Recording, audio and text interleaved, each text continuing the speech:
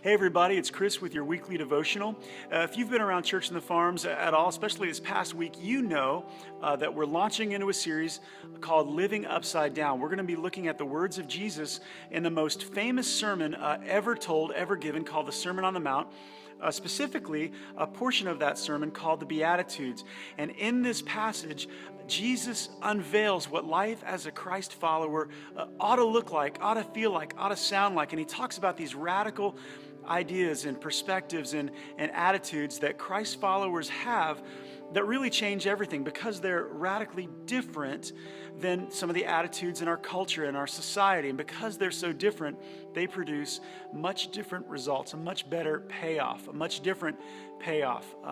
He calls it the blessed life, something beyond happiness that's full of God's favor, God's fullness, His rule and His reign in our lives.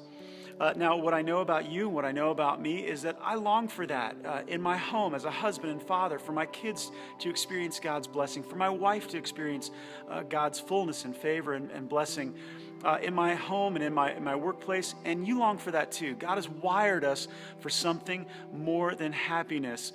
And the good news is, and what we're going to be talking about over the series, is that God doesn't keep it a secret. God doesn't keep it to Himself, but He lovingly shares it with us, and we find the keys to living this way in the Beatitudes. Now, what I want to talk about as we begin this journey together is something that I think so many of us neglect. It's a fundamental principle of life. I call it the proximity principle, and it's basically this, that we become like those we hang out with, those we spend time with. Proverbs 13:20 says that if we walk with the wise, we become wise.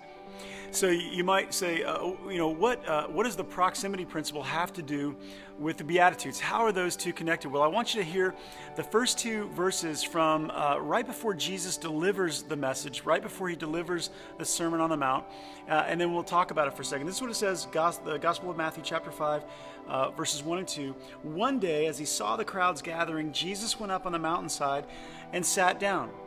His disciples gathered around Him. One translation says that they came to Him, and He began to teach them. So here's the scene. He's up on the side of this hill. He sits down ready to share, ready to teach, and there's crowds, there's multitudes everywhere. But His disciples, those who are close to His inner circle, they come near, they draw close, they gather around, is what the text says. And we know that they are transformed the most, that they experience the most change in their lives, that they carry the message of Christ to the known world, and the world is changed. It's the proximity principle. You become like those you're close to, those you spend time with. These disciples got close to Jesus, and they experienced transformation. They became more like Him. They took His message of this thing called the kingdom and spread it all over the world. If you have faith, if you're a person of faith, then your faith is a result of what these disciples took away from that time with Jesus. And the principle has never changed. Jesus has never changed. He still avails Himself to teach us the secrets, the keys, the principles of living in the kingdom, and they're found in the Beatitudes. So my question is, what are you doing? What am I doing this week?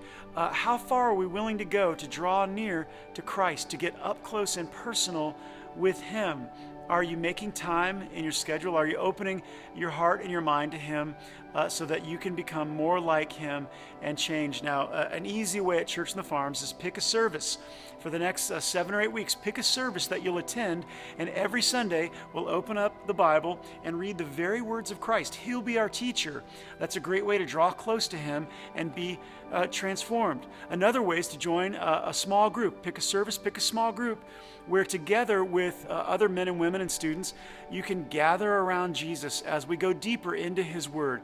Surely you'll be conformed and transformed by Him. Well, I hope you'll make those commitments, and I hope you'll see the change of Christ in your life over the next coming weeks as you draw close. Until Sunday, have a great week.